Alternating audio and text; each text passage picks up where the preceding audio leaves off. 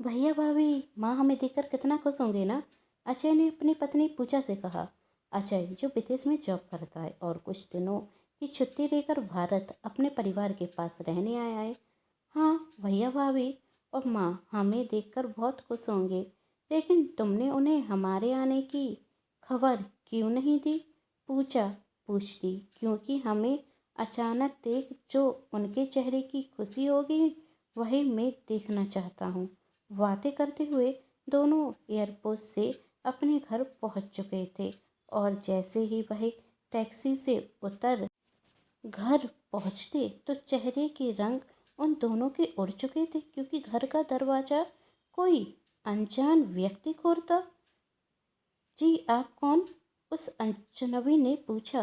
तब अजय कहता, जी मेरा नाम अजय है और मेरी माँ विमला जी और मेरे भैया भाभी अपने बच्चों के साथ इसी घर में रहते हैं। यह घर मेरा है, पर आपको मैंने पहचाना नहीं। तब वह व्यक्ति कहता, मैं संतोष हूँ और 2 महीने पहले मैं आपके भैया से यह घर खरीद चुका हूँ। यह सुन पूजा और अजय को झटका लगता। तभी पूजा कहती, भैया भैया ने घर बेच दिया? यह बात हमें क्यों नहीं बताई? तब अजय संतोष जी से पूछता, क्या आप जानते हैं इस घर को बेचने के बाद वही सब कहाँ गए हैं? किसी को नहीं पता। पास वाले रामू काका आते हुए कहते, काका जी आप? पैर छूते हुए अजय कहता, खुश रहो बेटा, रामू काका कहते और अजय पूजा को अपने साथ घर ले जाते और कहते, कोई नहीं जानता तुम्हारा भाई जय इस घर को बेचने के बाद कहाँ चला गया। जब घर बिका तो कितनी दुखी थी विमला बहन, कह रही थी तुम्हारे बाबूजी ने बहुत मेहनत से इस घर को बनवाया है, इसे मत बेचो, कम से कम मेरे जीते जी तो मत बेचो। पर तुम्हारे भैया भाभी ने किसी की नहीं सुनी। मैंने भी उन्हें समझाने की बहुत कोशिश की और उनसे कहा, कम से कम अजय को तो आ जाने दो, दोनों भाई मिलकर कोई निर्णय ले लेना। इस घर पर जितना हक तुम्हारा है उतना अजय का भी तो है। तभी तुम्हारी भाभी मनीषा कहती, किस हक की बात कर रहे हैं काका जी आप? शायद आप भूल गए हैं, पिताजी के जाने के बाद जब घर के बंटवारे की बात हुई थी तो अजय भैया ने खुद कहा था कि वह इस घर में कोई हिस्सा लेना नहीं चाहते। जब उन्हें अपने हक की चिंता नहीं तो आप उनके हक की चिंता क्यों कर रहे हैं? और वैसे भी अजय भैया और पूजा वहाँ विदेश में खुशी खुशी रह रहे हैं। दोनों निकरे बड़े चतुर चालाक इस बुढ़िया को हमारे पास छोड़ ऐश की जिंदगी व्यतीत कर रहे हैं और इस बुढ़िया का बोझ हम पर डाल रखा है। और जब वही दोनों इस बुढ़िया को हमारे पास छोड़कर चले गए तो इस घर और प्रॉपर्टी पर उनका कौन सा हक? जब सेवा की बारी आई तो हम दोनों करें और हक जताने वही दोनों आए। जानते थे यदि प्रॉपर्टी में हिस्सा लिया तो बुढ़िया की सेवा करनी पड़ेगी, इसलिए हिस्सा लेने से ही मना कर दिया, जिससे इस बुढ़िया से पीछा छूटे और बुढ़िया का बोझ हम पर डाल दिया। क्या भाभी ने ऐसा कहा मेरे बारे में? अजय पूछता। माँ बाप कब से किसी बच्चे पर बोझ होने लगे? यदि भाभी माँ के साथ नहीं रहना चाहती थी तो कहती तो मैं माँ को अपने साथ विदेश ले जाता। बाबूजी के जाने के बाद जब सपने बंटवारे की बात की तो मैंने मना इसलिए किया था क्योंकि मैं नहीं चाहता था कि कुछ पैसों की वजह से हम दोनों भाइयों में दूरी आए और मेरा घर कभी ना छूते। माँ की सेवा करने से मैं कभी पीछे क्यों हटूंगा? जिस माँ ने मुझे 9 महीने कोख में रखा, पाल पोस कर मुझे बड़ा किया, इस काबिल बनाया कि मैं अपने पैरों पर खड़ा हूँ, वही माँ बोझ कैसे हो सकती है? भाभी कहती रही और भैया सुनते रहे। उन्हें कुछ नहीं कहा।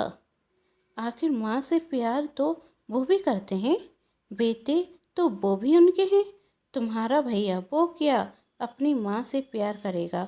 वो तो जोरू का गुलाम है। तुम्हारी भाभी के आगे कभी उसने मुंह खोला है कि वो कुछ बोलता? तुम्हारी भाभी तुम्हारी माँ पर कितना अत्याचार करती रही। कभी खाने को नहीं दिया तो कभी घर से बाहर कर दिया। और तुम्हारे बाबूजी के जाने के बाद तो घर से नौकर भी हटा दिए गए। यह कह रहकर ये बुढ़िया दिन भर इस घर में परी परी करती क्या है? घर के सारे काम यही करेगी और बुढ़ापे में यह काम नहीं करेगी तो हाथ पैर जाम हो जाएंगे। फिर इलाज में पैसे रखाएं और इसके काम करने से नौकर के कुछ पैसे तो बचेंगे। अपनी माँ पर जुर्म होता देख जब तुम्हारा भाई कुछ नहीं बोला तो क्या बोलेगा? सच कहता हूँ बेटा, मुझे तो बिमला बहन की बहुत चिंता होती है। ना जाने कैसी होगी, किस हाल में होगी, क्या पता जिंदा भी होगी या नहीं। काका जी, ये क्या कह रहे हैं आप? कहते हुए अजय कुर्सी से खड़ा हो जाता और फूट फूट कर रोने लगता और कहता, माँ आपने मुझसे कभी कुछ क्यों नहीं कहा? एक बार अपना हाल तो बता देती। आपका ये बेटा आपको इस नरक से बहुत दूर ले जाता। मुझसे गलती हो गई माँ कि मैं आपको छोड़कर चला गया। मुझे माफ़ कर दीजिए माँ। कहते हुए अजय की आंखों से आंसू बह रहे थे। तब पूछा, अजय के कंधे पर हाथ रखते हुए कहती, अजय यही वक्त रोने का नहीं है। हमें माँ जी को ढूंढना होगा और जब हमें मिल जाएंगी तो हम उन्हें अपने साथ ले जाएंगे। तब अजय आंसू पोंछते हुए कहता, सही कहा पूछा तुमने।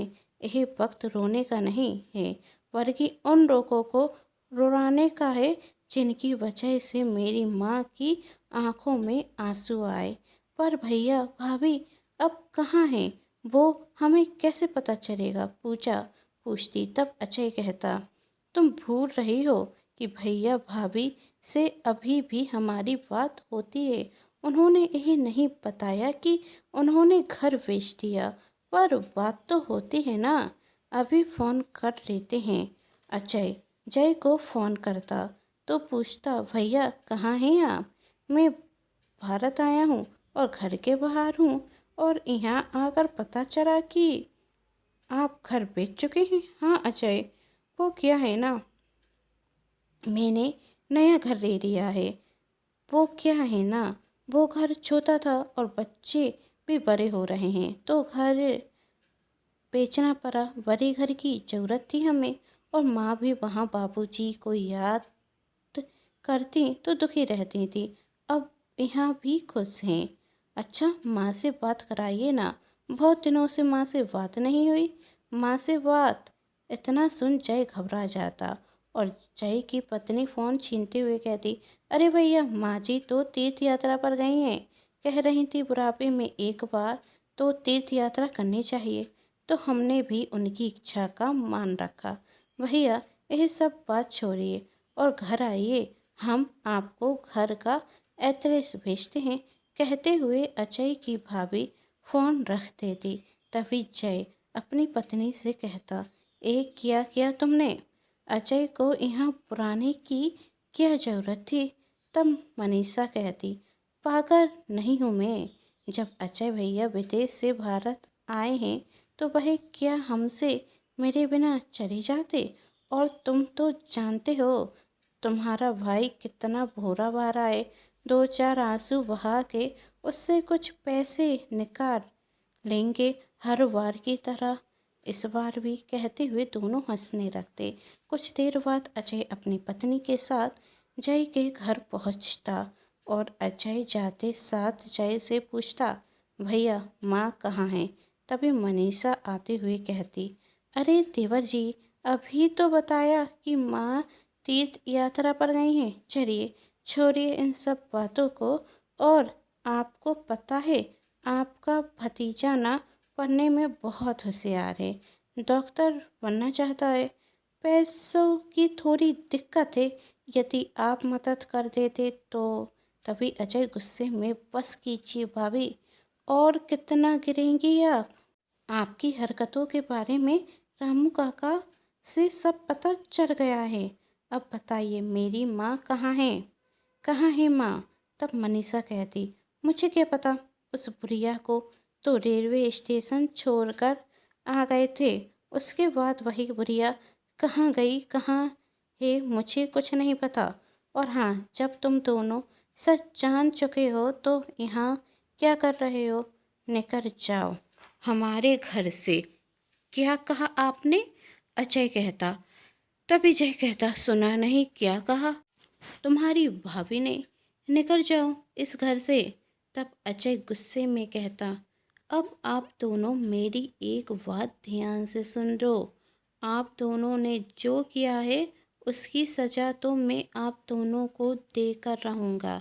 आप दोनों ने जिस घर को बेचकर यह घर खरीदा है, वही घर मेरे माँ बापूजी का था, और उस घर में मेरा भी बराबर का हक है। तो मुझे मेरे हिस्से के पैसे चाहिए। यही सुन जय हंसने लगता और कहता, पागल हो गया है क्या तू? अब तो घर बिक गया तो तेरा हिस्सा कहाँ से आएगा? तो ठीक है, आप दोनों पर मैं धोखाधड़ी का आरोप लगाऊंगा, और धोखे से माँ के हस्ताक्षर कर आपने वही घर बेचा है। जब यही मैं साबित कर दूंगा तो आपको पैसे भी देने होंगे और जेल में चक्की भी पीसनी होगी। अब सोच लो आप क्या चाहते हो। 10 दिन के अंदर आप दोनों मुझे उस घर के आधे पैसे देंगे, चाहे उसके लिए आप अपना यही घर बेचें। कहते हुए अजय पूजा के साथ वहाँ से चला जाता। अजय की बात सुन मनीषा और जय घबरा जाते और अपना घर बेचकर अजय को पैसे दे देते। जय लगातार 10 दिन से अपनी माँ को ढूंढ रहा था, पर उसे अपनी माँ कहीं नहीं मिलती, और जो पैसे अजय ने उसे दिए थे वही उन पैसों को व्रत आश्रम में दान करने जाते। तो वहाँ अजय की मुलाकात अपनी माँ से होती। अपनी माँ को देख अजय की आंखों से आंसू बहने लगते। विमला जी भी इतने दिनों बाद जब अपने बेटे को देखते तो उनकी आंखों से भी आंसू की धारा बह रही थी।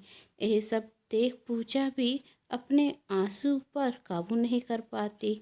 दोनों माँ बेटे एक दूसरे के गले रखकर रोए जा रहे थे।